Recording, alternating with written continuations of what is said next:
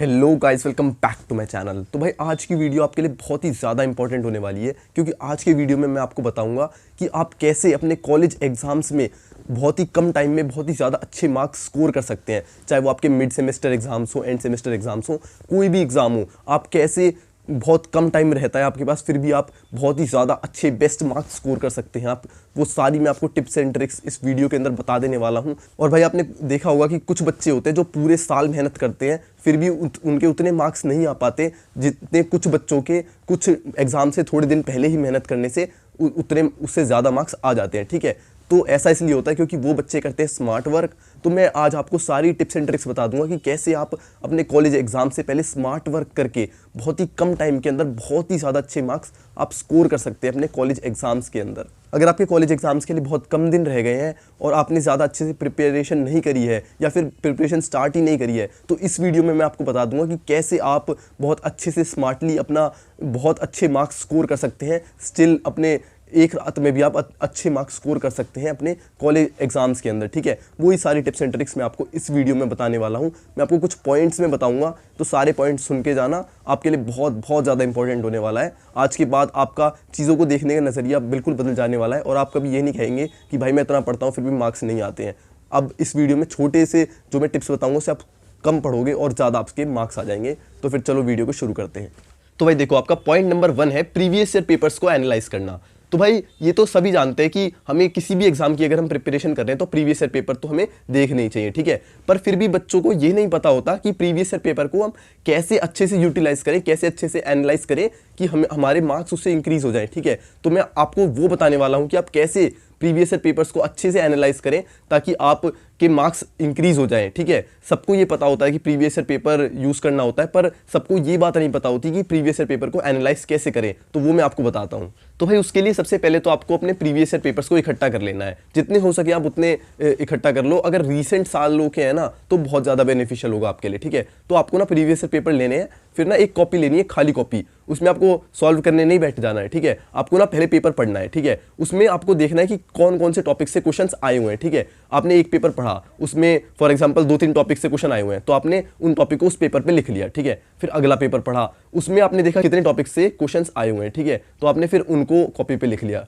ठीक है, इससे आप जब 2-3 पेपर एनालाइज कर लोगे ना, तब आपको पता चल जाएगा कि भाई कौन कौन से टॉपिक्स आपके लिए इंपॉर्टेंट हैं, जो आप बिल्कुल भी नहीं छोड़ सकते और जो आपको पढ़ने ही है। ठीक है, जो हमारे कॉलेज एग्जाम्स होते हैं ना, उनमें से जो आपका 80% पेपर होता है ना, वो सिर्फ इंपॉर्टेंट चीज़ों पे बना हुआ होता है। ठीक है, इंपॉर्टेंट चीज़ों को ही उठा के वो डायरेक्ट दे देते हैं क्वेश्चंस की फॉर्म में। ठीक है, तो आपको ना सबसे पहले सारे इंपॉर्टेंट टॉपिक्स पता लग जाएंगे और फिर जब आप प्रीवियस पेपर देखोगे ना, तो आपको कुछ क्वेश्चंस ऐसे दिखेंगे कि जो बहुत ही ज़्यादा रिपीट हो रहे हैं। ठीक है, एज इट इज़ रिपीट हो रहे हैं या फिर कुछ डिजिट चेंज करके रिपीट हो रहे हैं। तो आपको क्या करना है, उन क्वेश्चंस को ना अलग से लिख लेना है और उन क्वेश्चन को सॉल्व ज़रूर करना है। चाहे आप कुछ और मत पढ़ो, पर उन क्वेश्चंस को सॉल्व ज़रूर कर लेना अगर आप पासिंग मार्क्स चाहते हैं। तो अगर आप कुछ और नहीं पढ़ना चाहते तो एटलीस्ट उन क्वेश्चंस को सॉल्व ज़रूर कर लेना। जैसे कि आप गूगल पे टाइप कर दिया या यूट्यूब पे टाइप कर दिया क्वेश्चन को, तो आपके पास सॉल्यूशन आ जाएगा।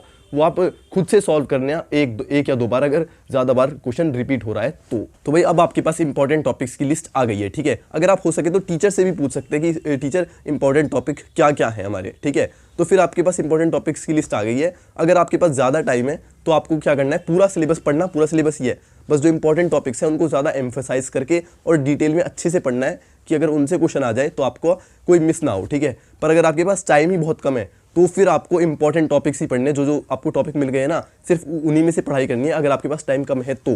ठीक है भाई, सिर्फ इंपॉर्टेंट टॉपिक पढ़ के जाना उसकी बराबरी नहीं कर सकता जो बहुत ही ज़्यादा पूरा सिलेबस पढ़ के जा रहा है और अच्छे से पढ़ के जा रहा है। पर स्टिल आपके अच्छे डिसेंट मार्क्स आ सकते हैं अगर आप वो इंपॉर्टेंट टॉपिक पढ़ के जाओ जो प्रीवियस पेपर्स में आए हुए हैं। ठीक है भाई, तो आपको उनको पढ़ना है अगर आपके पास टाइम कम है तो। अब जो आपका पॉइंट नंबर 2 है ना, वो बहुत ज़्यादा इंपॉर्टेंट है, पर उससे पहले भाई अपना चैनल को सब्सक्राइब जरूर कर लेना, क्योंकि मैं आपके लिए ना जो भी इंपॉर्टेंट इन्फॉर्मेटिव वीडियोज़ है ना, वो लगातार इस चैनल पर लाता रहता हूँ ताकि आपसे कोई भी इंपॉर्टेंट चीज़ मिस ना हो जाए। ठीक है, और भाई वीडियो को लाइक भी कर देना। देखो आज मेरे को बुखार है फिर भी मैं वीडियो बना रहा हूँ। ठीक है, क्योंकि मेरे को पता है कि आपके एग्जाम्स आने वाले हैं, अभी एंड सेम बच्चों के स्टार्ट होने वाले फर्स्ट ईयर्स के। ठीक है, तो फिर थोड़ा लाइक कर देना, सब्सक्राइब कर देना, थोड़ी मोटिवेशन आ जाती है। तो अब आगे बढ़ते हैं। तो जो आपका सेकंड पॉइंट है वो ये है कि आपको टीचर के नोट से पढ़ना है। और उस टीचर के नोट्स से पढ़ने की कोशिश करनी है जो टीचर पेपर बनाने वाला है, ठीक है। फॉर एग्जांपल आप ना एक यूनिवर्सिटी में फर्स्ट ईयर में सारी क्लासेस के सब्जेक्ट सेम होते हैं, ठीक है। तो फॉर एग्जांपल फिजिक्स का पेपर आपका बन रहा है, ठीक है। तो आपको ना अगर आप टीचर से थोड़ा सा बातचीत करके रखोगे ना, तो आपको पता चल जाएगा कि कौन सा टीचर पेपर बनाने वाला है। और जो आपको जो सीनियर टीचर दिखेगा ना, मान लो 4 क्लासेस में आपके पास फिजिक्स है, सेम सब्जेक्ट है, ठीक है। तो उन 4 क्लासेस में जो सबसे सीनियर टीचर होगा ना आपके कॉलेज का, वो ही 90% चांस है कि वो ही पेपर बनाएगा, ठीक है।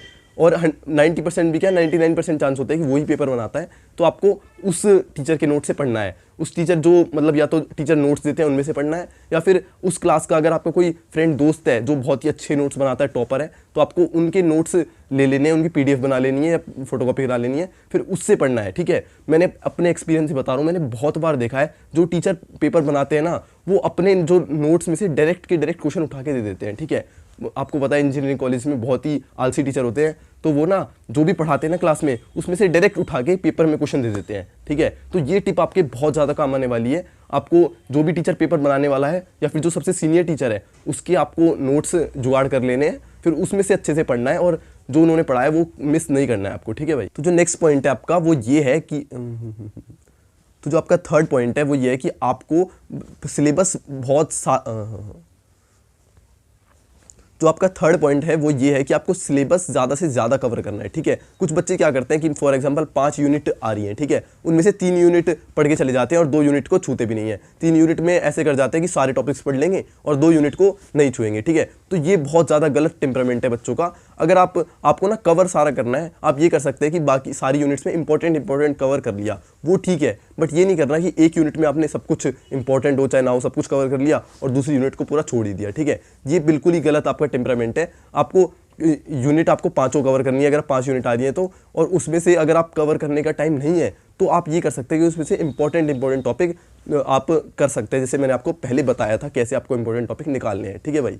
उससे क्या होगा कि भाई अगर आप फॉर एग्जांपल कुछ टॉपिक्स को छोड़ के जा रहे हो, मतलब कि कोई 2 टॉपिक्स नहीं पूरे चैप्टर छोड़ के जा रहे हो, ठीक है। तो फॉर एग्जांपल आप 30 नंबर का ही पढ़ के जा रहे हो पेपर के लिए, ठीक है। तो उसमें से 30 के 30 तो आ नहीं जाएंगे आपके, उसमें से 20 या 15 मार्क्स आ पाएंगे, तो फिर ना आपकी जो ओवरऑल CGPA है ना वो बहुत ज़्यादा गिर जाएगी, ठीक है। तो आपको कवर सब कुछ करके जाना है ताकि आप ना जो पेपर में आता है ना आप उसको कुछ ना कुछ लिख सको, ठीक है। फिर आप जब कुछ ना कुछ लिख दोगे ना तो फिर आपको बहुत ज़्यादा चांस होता है कि आपके मार्क्स इंक्रीज हो जाए, ठीक है भाई। तो फिर आप ऐसे कुछ ना कुछ लिख दोगे और सारे इंपॉर्टेंट टॉपिक्स कवर करके जाओगे ना, तो आपसे 80% पेपर आपको ये लग रहा होगा कि हाँ भाई ये भी मैंने पढ़ रखा है, ये भी मैंने पढ़ रखा है, ये भी मैंने पढ़ रखा है, ठीक है। तो आपके साथ जो अच्छे मार्क्स आने के जो परसेंटेज है ना, अच्छे मार्क्स आने के जो चांस है वो आपके बहुत ज़्यादा इंक्रीज हो जाते हैं एज़ कम्पेयर टू कि आपने सिर्फ 2 यूनिट पढ़ी है और अच्छे से पढ़ी है, ठीक है। पढ़नी सारी यूनिट है और इंपॉर्टेंट टॉपिक्स पढ़ने हैं, ठीक है भाई। और अगर पूरा टाइम है तो सारे टॉपिक्स को पढ़ लेना है, और अगर आपके पास टाइम नहीं है तो एटलीस्ट इतना करना है कि ऊपर से देख लेना है सारे टॉपिक्स को, कि अगर कुछ भी आ जाए, क्वेश्चन आ जाए इससे रिलेटेड, तो आप कुछ ना कुछ उस पर लिख सकें, आप ब्लैंक ना छोड़ के आए शीट को, ठीक है भाई। तो आपका चौथा पॉइंट ये है कि आपको रिवाइज ज़रूर करना है, ठीक है। मैंने कुछ बच्चों को देखा है कि ना वो सब कुछ पढ़ जाते हैं पर रिवाइज एक भी बार नहीं करते हैं, तो फिर जब पेपर देने वो बैठते हैं ना, उन्हें लगता है कि हाँ भाई ये क्वेश्चन मैंने पढ़ रखा है, पर कुछ याद नहीं आ रहा होता कि लिखें क्या। ये देखा होता है कि मैंने भाई पढ़ तो रखा है, ये टॉपिक भी पढ़ रखा है और क्वेश्चन भी पढ़ रखा है, पर उन्हें याद नहीं आता, रिकॉल नहीं कर पाते, वो मगअप कर देते सब चीज़ों को, ठीक है। तो वो उस चीज़ से बचने के लिए ना, उस चीज़ से बचने का एक ही तरीका है कि आप रिवाइज करो, ठीक है। एटलीस्ट 1-2 घंटा आप निकालो अपनी स्टडीज से अलग कि भाई इस टाइम मेरे को रिवाइज करना है, ठीक है। जब आपकी सारी स्टडीज़ हो जाए उससे पहले एग्जाम से एकदम पहले आपको निकालना है 1-2 घंटा जिसमें आप रिवाइज करो। फॉर एग्जाम्पल अगर आप मेट्रो से जाते हो तो मेट्रो में कॉपी खोल के बैठ के रिवाइज करना है, ठीक है। ये नहीं करना है कि मेट्रो में भी जब कॉलेज से 1 घंटा दूर हो तब भी आप नए टॉपिक्स पढ़ रहे हो, ऐसा बिल्कुल भी नहीं करना है, ठीक है। आपको रिवाइज करना है।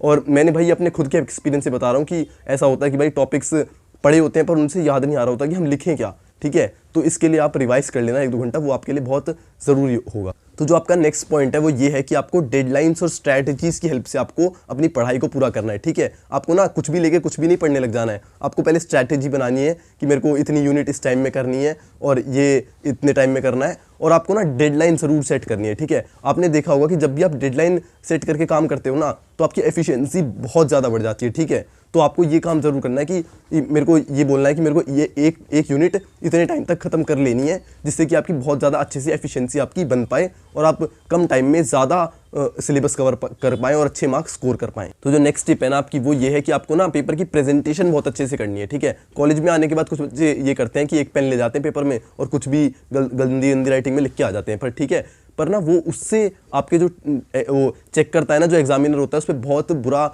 इंप्रेशन पड़ता है, जिससे आपके मार्क्स डिक्रीज हो सकते हैं। ठीक है, तो आपको ना जितनी अच्छी आप प्रेजेंटेशन करोगे उतना ईजी रहेगा एग्जामिनर को चेक करना, और वो उतने ज़्यादा आपको मार्क्स देगा। ठीक है, तो ये आप बात मानो या ना मानो, पर प्रेजेंटेशन आपको बहुत ज़्यादा ज़रूरी होती है आपकी एक पेपर में अच्छे मार्क्स लाने के लिए। ठीक है, तो राइटिंग अच्छी रखना और बाकी सारी प्रेजेंटेशन करना तो आप जानते ही हो, तो आप अच्छे से प्रेजेंट करो पेपर को, ताकि आपके अच्छे मार्क्स आ सकें। तो जो आपकी नेक्स्ट टिप है वो ये है कि आपको अटेम्प्ट सारा पेपर करना है। ठीक है, कुछ भी खाली छोड़ के नहीं आना है। जैसे ही आप खाली छोड़ के आओगे ना, तो आपका ना पूरा वो हो जाएगा कि भाई इस क्वेश्चन के मार्क्स तो आपको मिल ही नहीं सकते। पर आप ये है ना कि अगर आप अच्छी प्रेजेंटेशन के साथ अटेम्प्ट करके आओगे, तो वहाँ पे आपको चांसेस होते हैं कि इस में से कुछ ना कुछ नंबर, 1-2 आधा नंबर आपको टीचर ज़रूर दे दे। ठीक है, इससे आपके मार्क्स जो है काफ़ी ज़्यादा अच्छे इंक्रीज़ हो जाते हैं और आपकी CGPA ओवरऑल बढ़ जाती है अगर आप सारा पेपर अटेम्प्ट करते हो, और आपकी जो आपका जो टीचर है वो आपको आपकी प्रेजेंटेशन की वजह से 1-2 मार्क्स दे देता है। तो ठीक है, अगर आपको काफ़ी सारे क्वेश्चन नहीं आते तो सब में 1-1, 2-2 मार्क्स इंक्रीज़ करके आपके अच्छे मार्क्स इंक्रीज़ हो सकते हैं। ठीक है, तो ये टिप ज़रूर फॉलो करना। अगर आपको क्वेश्चन नहीं आता फिर भी उसके बारे में कुछ ना कुछ लिख देना। ठीक है भाई, तो भाई यही थे सारे टिप्स जो आपको बताने थे, वो इसके अलावा और कोई टिप नहीं है। ठीक है, आप इन टिप्स को फॉलो करके आप अच्छे मार्क्स अपने इंक्रीज़ कर सकते हैं। और अगर आपको मुझसे कोई बात करनी है तो आप कमेंट सेक्शन में मेरे से बात कर सकते हैं, मैं रिप्लाई ज़रूर दे दूंगा। ठीक है भाई, तो अब यहाँ तक आ गए तो वीडियो को लाइक ज़रूर कर देना, चैनल को सब्सक्राइब कर देना। Thanks for watching.